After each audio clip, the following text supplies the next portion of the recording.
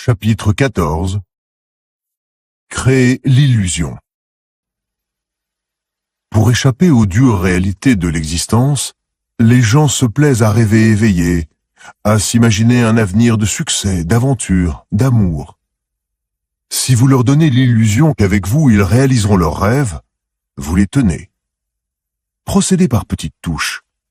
Gagnez d'abord leur confiance, puis embarquez-les peu à peu dans la chimère qu'ils appellent de tous leurs vœux. Exhumez les désirs secrets qu'ils ont dû refouler, éveillez des émotions incontrôlables, obscurcissez leurs raisons. Amenez votre victime à un état de confusion tel qu'elle ne fasse plus la différence entre illusion et réalité. L'incarnation d'un rêve. En 1964, un Français de 20 ans, Bernard Boursicot, fut nommé comptable de l'ambassade de France à Pékin. Il fut rapidement déçu. Boursicot, qui avait grandi en province, rêvait de voyages et d'aventures. À son arrivée en Chine, il rêvait de la cité interdite et des casinos de Macao. Mais à cause du régime communiste, tout contact entre occidentaux et chinois était pratiquement impossible. Ses fréquentations se limitaient aux autres Européens de Pékin, un vrai panier de crabes. Le jeune homme s'isola, regrettant d'avoir demandé ce poste, et prit ses dispositions pour repartir en métropole. Or, au réveillon de Noël à l'ambassade, Boursicot remarqua un jeune Chinois se tenant dans un coin de la salle d'honneur. C'était la première fois qu'il voyait un autochtone à une soirée officielle. L'homme, mince et de petite taille, était assez réservé mais étrangement attirant. Boursicot se présenta. Le Chinois, âgé de 26 ans, s'appelait Shi Pei-pu et était l'auteur de plusieurs livrets d'opéra. Il enseignait également le chinois aux membres de l'ambassade et parlait le français à la perfection. Tout en lui fascinait Boursicot. Sa voix flûtée et au perché donnait envie d'en savoir plus sur lui. Boursicot, d'ordinaire timide, insista pour qu'ils échangent leur numéro de téléphone. Peut-être Shi Pei-pu pourrait-il devenir son professeur de chinois. Ils se retrouvèrent quelques jours plus tard dans un restaurant. Boursicot était le seul convive occidental. Enfin de l'exotisme, du vrai. Il s'avéra que Shi Pei-pu avait été un artiste lyrique célèbre et descendait d'une famille apparentée à la dernière dynastie impériale. Les héros de ces livrets d'opéra étaient à présent des travailleurs, précisa-t-il avec une certaine ironie. Les deux jeunes gens commencèrent dès lors à se voir régulièrement. Shi Pei-pu fit visiter Pékin au Français. Celui-ci aimait ses façons de conteur. De sa voix lente, son guide donnait vie à 1000 détails historiques, soulignant ses phrases de gestes gracieux. Voici, racontait-il, où le dernier empereur Ming s'est pendu. Et tout en désignant l'endroit, il racontait l'épisode. Ou bien, le cuisinier de ce restaurant a jadis travaillé au palais du temps du dernier empereur. Et c'était le point de départ de maintes merveilleuses anecdotes. Shi Pei-pu lui décrivait aussi sa vie à l'Opéra de Pékin, où les rôles féminins sont tenus par des acteurs masculins, souvent célèbres. Les deux hommes se lièrent d'amitié. Les contacts des Chinois avec des étrangers étaient l'objet de restrictions sévères, mais ils trouvèrent le moyen de les contourner. Un soir, Boursicot accompagna Shi Pei-pu chez un diplomate français. Le jeune Chinois était le tuteur de ses enfants. Le Français l'écouta raconter aux enfants la légende du papillon, tirée d'un opéra chinois. Une jeune fille brûle d'étudier dans une école impériale dont les filles sont exclues. Elle se déguise en garçon, passe l'examen d'entrée et y obtient une place. Un étudiant tombe amoureux d'elle et elle de lui. Elle lui révèle donc son véritable sexe. Comme la plupart des légendes chinoises, celle-ci avait une fin tragique. Shi Pei-pu la narrait avec une émotion particulière. Il avait d'ailleurs, révéla-t-il, joué le rôle de la jeune fille dans un opéra. Quelques jours plus tard, devant les portes de la cité interdite, Shi Peipu revint sur cette légende. « Regarde mes mains, dit-il, et mon visage. L'histoire du papillon, c'est la mienne. » Et de se lancer dans une stupéfiante confession.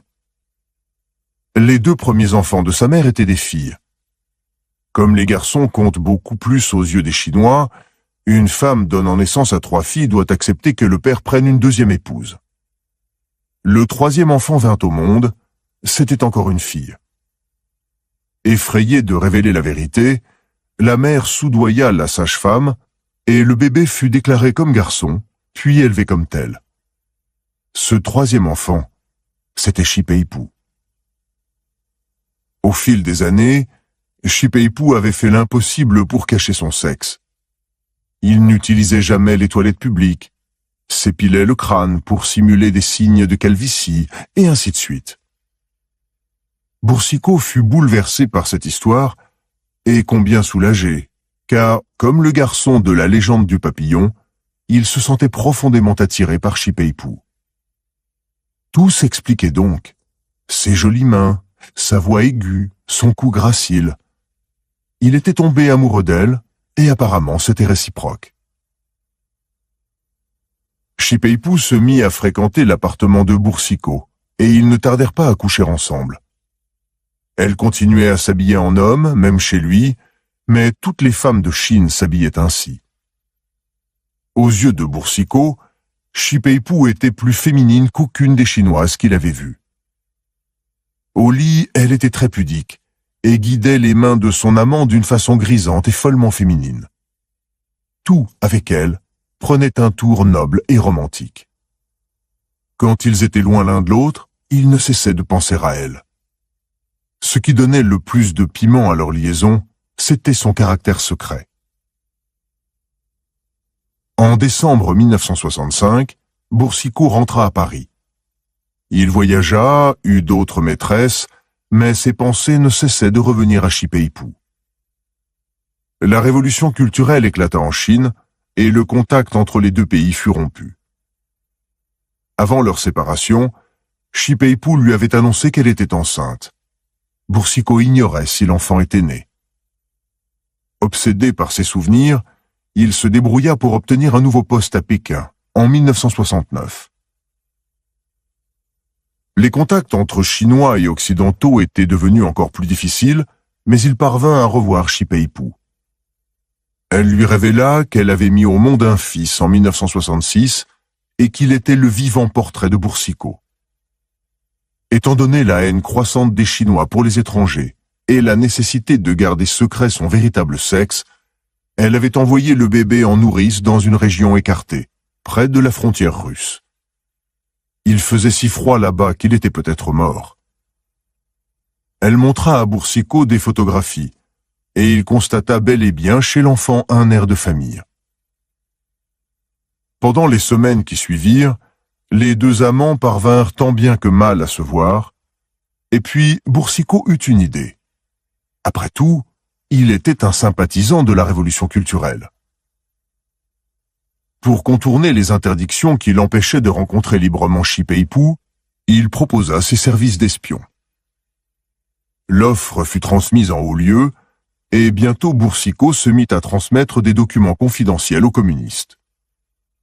Son fils, prénommé Bertrand, fut rappelé à Pékin et Boursicot le rencontra enfin. L'attaché d'ambassade menait désormais une triple vie. Il y avait la charmante Shi Peipu, ses activités d'espion, et cet enfant illégitime qu'il voulait ramener en France. En 1972, Boursicot quitta Pékin. Pendant des années, il chercha par tous les moyens à faire venir Shi Peipu et leur fils en France. Il n'y réussit qu'au bout de 10 ans. Ils se mirent alors en ménage. En 1983, cette liaison entre un Chinois et un fonctionnaire des affaires étrangères intrigua les autorités françaises. Une brève enquête révéla la trahison de Boursicot. L'espion fut arrêté et fit alors un aveu stupéfiant. Le Chinois avec lequel il vivait était en réalité une femme. Le Quai d'Orsay exigea un examen médical et celui-ci corrobora les soupçons. Shi Peipu était bel et bien un homme. Boursicot fut incarcéré. Même après avoir entendu la confession de son ancien amant, Boursicot resta longtemps convaincu que Shipei-Pu était une femme. La douceur de sa peau, leurs relations intimes, comment pouvaient-ils s'être mépris? Il fallut que Shipei-Pu, incarcéré dans la même maison d'arrêt, lui montre la preuve tangible de son sexe pour que Boursicot se rende enfin à l'évidence. Interprétation.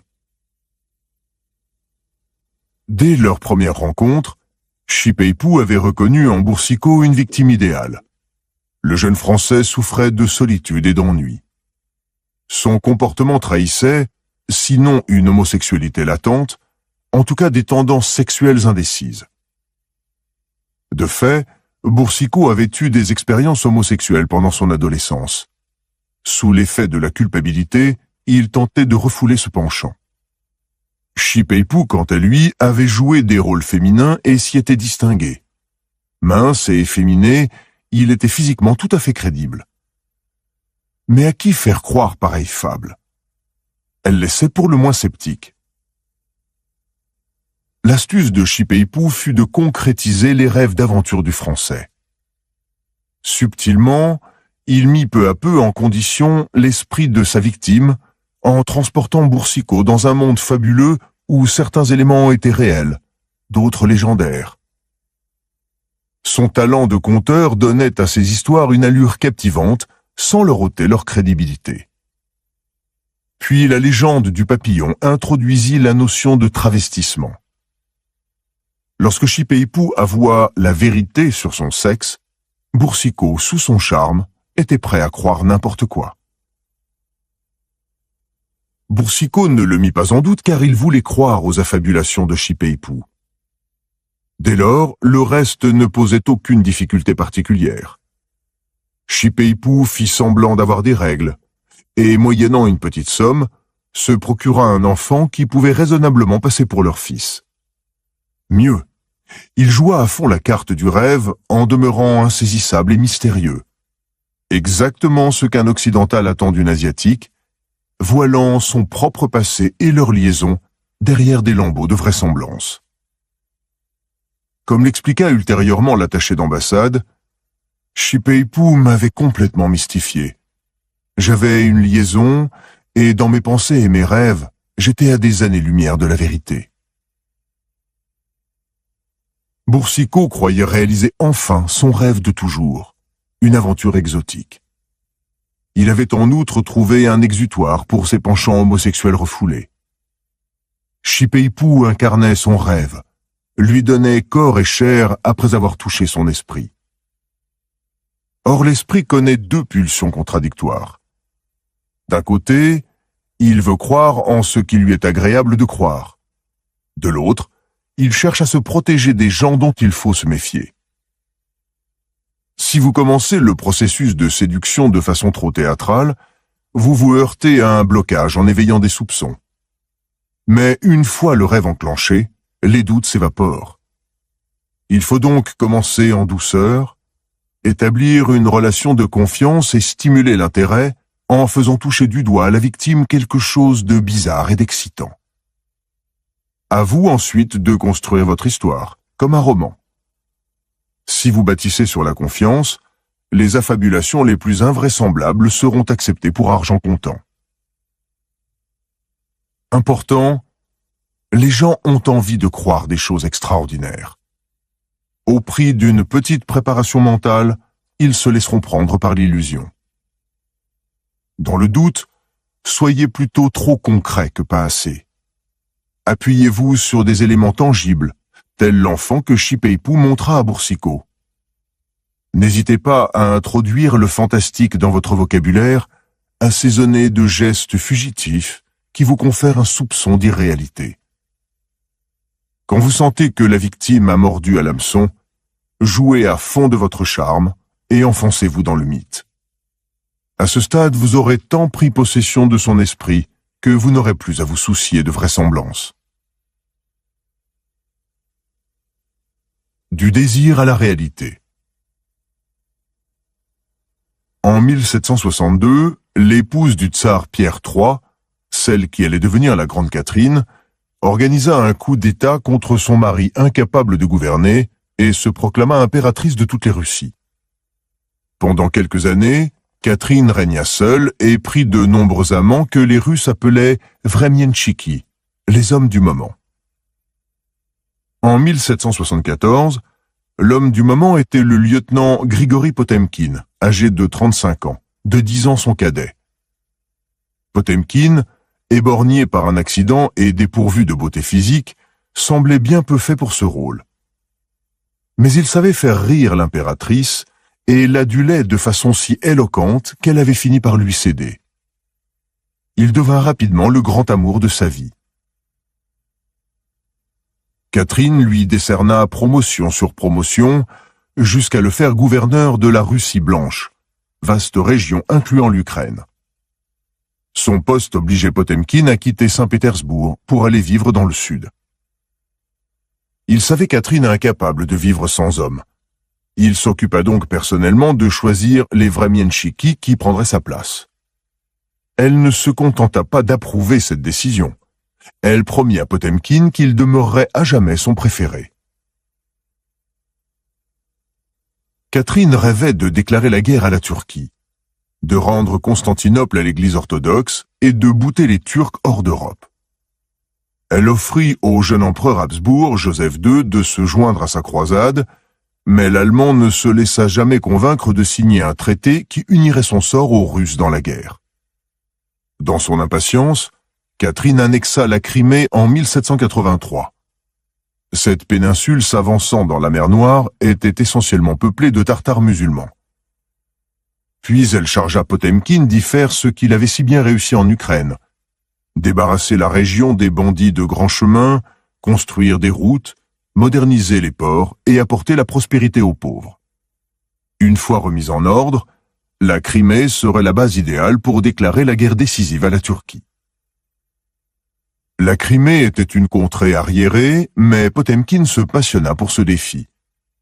Il lança des centaines de projets et se grisa à la perspective des miracles qu'il allait y réaliser. Il choisit pour capitale la ville d'Ekaterinoslav, sur le Dniepr, gloire de Catherine, devenue Dniepropetrovsk, qu'il voulait la rivale de Saint-Pétersbourg et dont le joyau serait une université qui ferait l'admiration de toute l'Europe. La campagne se couvrirait de champs de blé, de vergers portant des fruits rares d'Orient, de champs de mûriers pour l'élevage des vers de soie et de villes nouvelles au marché bourdonnant d'activités. Lors d'une visite à l'impératrice en 1785, Potemkin lui décrivit tous ses projets avec tant de passion qu'il semblait déjà réalisés. L'impératrice était ravie, mais ses ministres restaient sceptiques. Potemkin était beau parleur. Faisant fi de ses réserves, Catherine annonça un voyage dans la région en 1787. Elle invita Joseph II à l'accompagner, comptant l'impressionner par la modernisation de la Crimée, au point qu'il signerait sur le champ une alliance contre la Turquie. Naturellement, c'était Potemkin qui était chargé d'organiser ce voyage officiel. Ainsi, au mois de mai 1787, dès la débâcle du Dniepr, l'impératrice partit pour Kiev, en Ukraine, avec l'intention de poursuivre jusqu'à Sébastopol, en Crimée. Potemkin avait fait construire 7 palais flottants pour faire descendre le fleuve à Catherine II et sa suite. Le voyage commença. Sur les 2 rives, Catherine, Joseph II et les courtisans qui les accompagnaient apercevaient des arcs de triomphe dressés devant maintes villes proprettes, aux murs fraîchement repeints. Du bétail en pleine santé paissait les pâtures. Des corps de troupes circulaient en bon ordre sur les routes. Partout, des chantiers étaient en cours. Le soir, des paysans vêtus de couleurs vives dansaient pour eux, avec des jeunes filles souriantes portant des fleurs dans les cheveux. Catherine avait traversé la région de longues années plus tôt et, affligée par la pauvreté des paysans, avait décidé de changer leur sort. Cette évidente métamorphose la faisait jubiler. Elle rabrouait les opposants de Potemkin. « Regardez les miracles que mon favori a accomplis. » Les palais flottants firent 3 escales dans des agglomérations. Ils y trouvèrent à chaque fois un magnifique palais tout neuf, avec des jardins à l'anglaise et des cascades artificielles. Descendus à terre, ils visitèrent des villages dont les marchés bourdonnaient d'activité. Les paysans travaillaient gaiement, construisaient et restauraient. Partout où ils passèrent la nuit, ils furent comblés de spectacles. Danses, défilés, tableaux vivants, volcans artificiels illuminant des jardins à la mauresque. Enfin, au terme du voyage, Catherine et Joseph abordèrent dans le palais de Sébastopol les négociations concernant la guerre contre la Turquie. Joseph II n'était toujours pas convaincu. Soudain, Potemkin intervint. « J'ai là-bas 100 000 hommes qui n'attendent que mon signal. » Les fenêtres du palais furent alors ouvertes à 2 battants, et au son du canon se déployèrent à leur regard des troupes alignées jusqu'à l'horizon et une flotte de navires emplissant le port. Stupéfait par ce spectacle, Joseph II vit déjà l'Europe orientale débarrassée de la menace turque. Il signa le traité. L'impératrice n'avait jamais autant aimé Potemkin. Il avait réalisé son rêve de toujours. Elle ne sut jamais que tout ce qu'elle avait vu n'était que mise en scène. Peut-être le tour de passe-passe le plus effronté qu'un homme ait jamais imaginé. Interprétation. Pendant les 4 ans où il fut gouverneur de Crimée, Potemkin n'était pas arrivé à grand-chose, car il aurait fallu des décennies pour sortir cette région arriérée de sa misère. Mais pendant les mois précédant la visite de Catherine, il avait fait repeindre tous les bâtiments bordant la route et les berges du Dniepr. Il avait érigé des arbres artificiels pour cacher les détails inconvenants. Les toits effondrés avaient été réparés avec des planches peintes pouvant passer pour des tuiles. Toutes les personnes que la suite impériale était susceptible de croiser étaient tenues de porter leurs plus beaux vêtements et d'avoir l'air heureux. Les vieux et les infirmes étaient censés rester chez eux. En descendant le Dniepr, l'impératrice et sa suite n'avaient vu que des villages apparemment bâtis de neuf, mais la plupart des bâtiments n'étaient que des façades. Des troupeaux avaient été acheminés de loin et déplacés chaque nuit le long du trajet. Les groupes de paysans à qui on avait appris à danser étaient chargés dans des charrettes après chaque spectacle et transportés à bride abattue à l'escale suivante en aval. Partout, des corps de troupes avaient été envoyés en manœuvre. Les jardins des palais flambant neufs étaient ornés d'arbres tout juste transplantés, qui moururent quelques semaines plus tard. Les palais eux-mêmes avaient été construits à la va-vite, mais si joliment meublés que personne ne s'en aperçut. L'une des forteresses aperçues sur le trajet était en terre. Le premier orage la détruisit.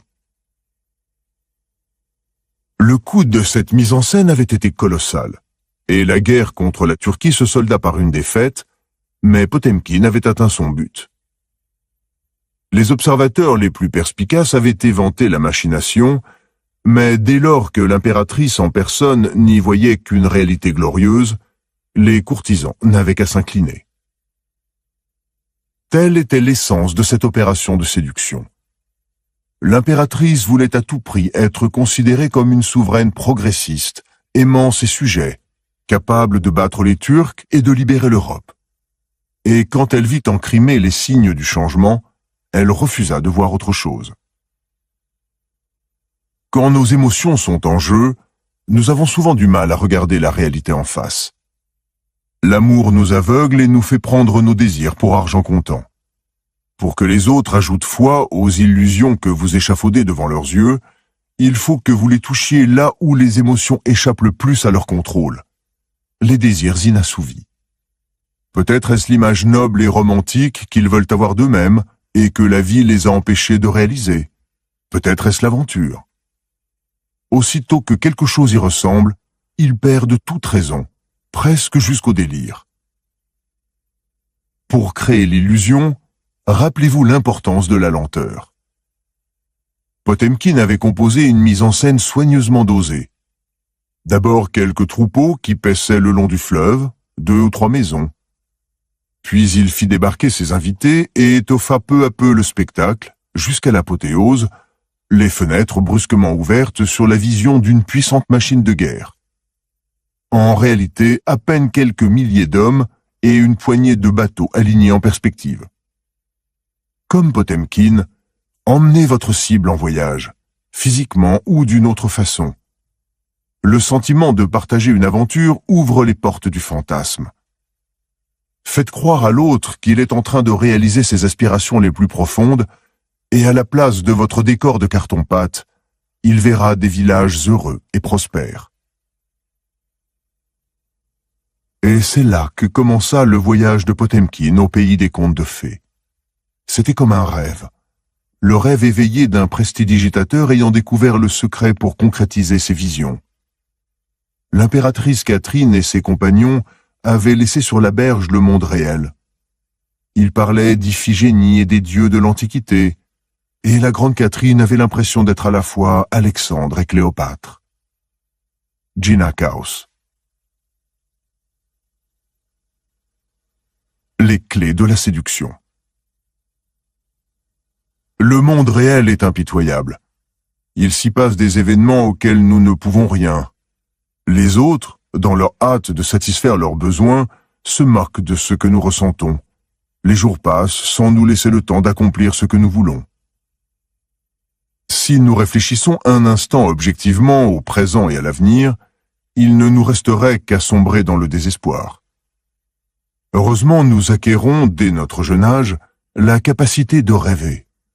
Et dans le monde imaginaire que nous nous créons se profile un avenir radieux. Demain, peut-être, le succès ouvrira devant nous toutes les portes. Demain, nous rencontrerons enfin la personne qui changera notre vie. Notre culture encourage ces fantasmes à coups d'imagerie héroïque, de contes merveilleux et de romances sentimentales. Hélas, ces images et ces fantasmes n'existent que dans notre imagination et sur les écrans. Ils ne nous suffisent pas. Nous avons besoin de réel, non de rêves éveillés et autres supplices de Tantale. La tâche du séducteur est de donner matière et consistance aux espoirs de sa cible en incarnant un personnage de légende, en créant un scénario à la mesure de ses rêves.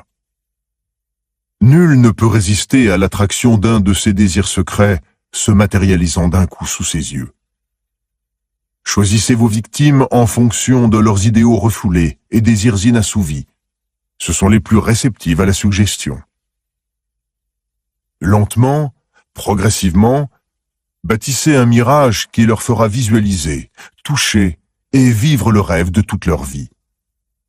Cette sensation leur fera perdre contact avec le réel et contempler l'illusion au lieu de voir l'objet. Une fois déconnectées de la réalité, elles vous tomberont dans la bouche comme des alouettes rôties. Pour reprendre l'expression de Stendhal au sujet des conquêtes féminines de Lord Byron. La plupart des gens ont une notion inexacte de ce qu'est l'illusion. Or, le premier prestidigitateur venu sait inutile d'échafauder un décor grandiose ou théâtral. Celui-ci attirerait trop l'attention sur les trucages. Efforcez-vous au contraire de créer une apparence de normalité. Une fois votre cible rassurée, rien ne sort de l'ordinaire, vous avez les coudées franches pour l'embobiner. Shipeipu ne mentit pas tout de suite sur son sexe. Il prit son temps, laissa Boursicot venir à lui, et une fois celui-ci amoureux, continua à s'habiller en homme. La grande erreur est de croire qu'une légende doit forcément être grandiose. Votre but est de créer ce que Freud a appelé l'inquiétante étrangeté, une impression troublante et familière à la fois, entre le déjà-vu et le souvenir d'enfance, quelque chose qui tend vers l'irrationnel et l'onirique. Ce mélange de réel et d'irréel a un pouvoir immense sur l'imagination. Les fantasmes que vous incarnez pour votre cible ne doivent rien devoir à l'extraordinaire ni au bizarre. Ils doivent être fermement ancrés dans la réalité, avec juste un soupçon d'anormal, de théâtral, d'occulte même, les voies impénétrables du destin. Vous devez évoquer quelque chose qui remonte à l'enfance, un personnage de roman, un héros de cinéma. Avant même d'entendre l'histoire de Shipeipu, Boursicot avait l'étrange impression qu'il y avait quelque chose de remarquable et de fantastique chez cet homme en apparence ordinaire. Le secret pour créer l'effet d'étrangeté est de rester dans la subtilité et la suggestion. Emma Hart était d'extraction modeste. Son père était un maréchal ferrant de village. Elle était belle, mais c'était bien son seul talent. Pourtant, elle devint l'une des plus grandes séductrices de l'histoire, inscrivant successivement à son tableau de chasse Sir William Hamilton, ambassadeur d'Angleterre à la cour de Naples, qui l'épousa, puis le vice-amiral Nelson, qu'elle eut pour amant. Ce qu'il y avait d'étrange en elle, c'est qu'elle semblait surgie du passé reculé, telle une figure mythologique. Lord Hamilton était collectionneur d'antiquités gréco-romaines. Pour le séduire, Emma avait choisi de ressembler à une statue grecque, à une divinité antique, telle que les représentaient les tableaux de l'époque. Ce n'était pas seulement sa façon de se coiffer ou de s'habiller, mais son maintien et ses poses. On eût dit que l'une des peintures de sa galerie de tableaux s'était soudain animée. L'ambassadeur se mit bientôt à organiser dans sa maison de Naples des soirées où Emma posait en costume dans des tableaux vivants historiques et mythologiques. Des quantités d'hommes tombèrent amoureux d'elle, car elle incarnait une image des livres de leur enfance, une image de beauté et de perfection classique. Le secret de ces associations tient à un héritage culturel. Il a ses racines dans l'histoire et le mythe, dans des figures légendaires comme celle de Cléopâtre. Chaque culture possède un fond légendaire remontant à un passé plus ou moins lointain. Puiser à cette source sur la base d'une ressemblance physique ou mentale, mais rester fait de chair et de sang. Qu'y a-t-il de plus excitant que de se croire en présence d'un personnage de légende remontant à l'enfance? Pauline Bonaparte, la sœur préférée de Napoléon, donnait volontiers des soirées de gala. Un soir, un bel officier allemand vint la trouver dans le parc après la fête pour lui demander de transmettre une supplique à l'empereur. Pauline promit de faire son possible, puis, l'air énigmatique, lui donna rendez-vous au même endroit le lendemain soir. L'officier revint. Une jeune femme l'accueillit, le fit entrer dans un pavillon du parc et l'introduisit dans un salon somptueux où trônait une baignoire extravagante. Quelque temps après, une autre jeune femme entra par une porte dérobée à peine vêtue. C'était Pauline. Elle sonna, des servantes survinrent pour préparer le bain. Elles donnèrent à l'officier une robe de chambre et disparurent. L'Allemand garda le souvenir de cette soirée comme d'une sorte de conte de fées où Pauline Bonaparte avait délibérément joué le rôle d'une séductrice surnaturelle. Pauline était assez belle et avait assez de pouvoir pour obtenir tous les hommes qu'elle voulait, ou presque. Mais ce qui l'intéressait n'était pas simplement d'attirer un amant de plus dans son lit. Elle voulait séduire aussi son esprit, le baigner dans une atmosphère d'aventure romantique.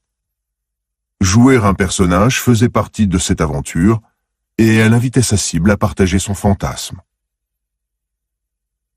Le jeu de rôle est une partie de plaisir. Il nous replonge dans notre enfance, nous remémore l'excitation d'incarner différents personnages, grandes personnes ou héros de romans d'aventure. En grandissant, nous jouons le personnage que nous assigne la société, mais quelque chose en nous regrette que ce ne soit plus un jeu. Si seulement nous pouvions encore changer de rôle. Offrez cette possibilité à votre cible. D'emblée, jouez un personnage et invitez-la à prendre part au jeu, comme dans un roman ou une pièce de théâtre. Pauline avait initié sa manœuvre de séduction par une requête énigmatique, que l'officier revienne le lendemain. Lorsqu'il revint, une inconnue le mena à travers une enfilade de chambres mystérieuses, comme dans un conte. Pauline elle-même n'apparut qu'après une attente inexpliquée, et quand elle survint, ne parla à l'officier ni de sa mission, ni de quoi que ce fût de banal. On eût dit une fée l'invitant à la rejoindre dans un univers merveilleux. Les événements de la soirée étaient bien réels, mais ressemblaient étrangement à un rêve érotique. Casanova allait encore plus loin. Il ne se déplaçait jamais sans une impressionnante garde-robe et des malles entières de fanfreluches, dont beaucoup étaient des cadeaux destinés aux femmes qu'il courtisait. Éventails, bijoux, déguisements divers. Certains de ses propos et mises en scène étaient des réminiscences de romans qu'il avait lus, d'anecdotes qu'il avait entendues. Il s'entourait d'une atmosphère à la fois romanesque et perceptible au sens. Comme Casanova, faites du monde une scène de théâtre. Mettez de la légèreté dans les rôles que vous jouez. Créez une illusion dramatique. Injectez dans la réalité, par vos propos et par vos gestes, une sorte d'irréalité romanesque. Comportez-vous au quotidien en acteur consommé. Notre société a du respect pour les acteurs, car ils ont la liberté de jouer tous les rôles, et c'est un privilège que chacun leur envie. Le cardinal de Rohan redouta pendant de longues années d'avoir offensé la reine Marie-Antoinette, qui ne lui accordait pas un regard. Puis, en 1784, la comtesse de Lamotte-Valois lui fit savoir que la reine se disposait non seulement à changer cet état de fait, mais encore à devenir son amie. La reine, annonça Madame de Lamotte-Valois, allait lui confirmer cela lors de sa prochaine audience. Elle lui adresserait un signe de tête entendu. Le jour venu, Rohan observa effectivement chez la reine un imperceptible changement d'attitude, un regard furtif. Il était ravi. La comtesse lui suggéra alors de correspondre avec la souveraine. Rohan mit des journées entières à écrire et réécrire sa première lettre. À sa grande joie, la reine lui répondit. Puis elle le convoqua pour un entretien en tête-à-tête dans le parc de Versailles. Rohan ne se tenait plus de joie et d'inquiétude. Il rencontra la reine à la nuit tombante dans les jardins, se prosterna et baisa l'ourlet de sa robe. « Vous pouvez compter que le passé sera oublié, » déclara-t-elle. À cet instant, des pas s'approchèrent. La reine, craignant qu'ils ne fussent vus ensemble, disparut avec ses suivantes. Bientôt, Rohan reçut d'elle une demande, toujours par l'intermédiaire de la comtesse. Marie-Antoinette convoitait un collier de diamants, le plus beau qu'on eût jamais fait. Elle avait besoin d'un fondé de pouvoir pour l'acheter en son nom, car le roi l'estimait trop coûteux, et elle avait choisi Rohan pour cette mission. Le cardinal ne demandait pas mieux. En rendant ce service à la reine, il prouverait son loyalisme et la reine lui serait redevable à jamais. Rohan acheta le collier que la comtesse était censée livrer à la reine. Rohan attendit alors que la reine le remercie et progressivement le rembourse. Il attendit en vain. La comtesse était en réalité un escroc de haut vol. La reine n'avait jamais adressé à Rohan le moindre signe de tête, ce n'était qu'imagination. Les lettres qu'il avait reçues étaient des faux, médiocres d'ailleurs. La femme qu'il avait rencontrée dans le parc était un sosie de Marie-Antoinette, une fille de joie payée pour jouer son rôle. Tout ce qu'il y avait de vrai dans cette affaire, c'était le collier. Mais une fois que Rohan l'eut payé en espèces sonnantes et trébuchantes et remis à la comtesse, il disparut. Il fut démonté et ses pierres se vendirent dans toute l'Europe pour des sommes astronomiques. Quand Rohan finit par se plaindre à la reine, la nouvelle de cet achat extravagant se répandit comme une traînée de poudre. Chacun crut que la reine avait bel et bien acheté le collier et qu'elle mentait en prétendant le contraire. La scandaleuse affaire du collier et l'opprobre qui en rejaillit sur la réputation de Marie-Antoinette amorça la chute de la royauté en France. Chacun a connu des déceptions dans sa vie. La perspective de récupérer quelque chose qu'on a perdu, de voir corriger une injustice, est irrésistiblement attirante. Le cardinal de Rohan, dans le fol espoir que la reine revienne sur sa disgrâce, crut voir des choses qui n'existaient pas. Un bienveillant signe de tête, imaginaire. Des lettres de la main de la reine. Des faux assez grossiers. Marie-Antoinette en personne. Son sosie, une prostituée. L'esprit est infiniment vulnérable à la suggestion, surtout sous l'effet d'impérieux désirs. Et aucun désir n'est aussi fort que celui de refaire le passé, de réparer une injustice, d'effacer une déception. Découvrez-les chez vos victimes et créez une affabulation crédible. Rien de plus facile. Comment percer à jour une illusion à laquelle on veut croire de toutes ses forces? Symbole, le pays de Cocagne. Chacun imagine un pays idéal où tout le monde serait aimable et noble, où les rêves se réaliseraient, où la vie serait aventureuse et romanesque. Emmenez votre victime au sommet d'une montagne d'où l'on aperçoit cette contrée dans les lointains voilés de brume, et elle tombera amoureuse. A contrario, il n'y a pas de contre-exemple. Aucune séduction ne peut aboutir sans créer une illusion, sans l'impression d'un monde réel, mais distinct de la réalité.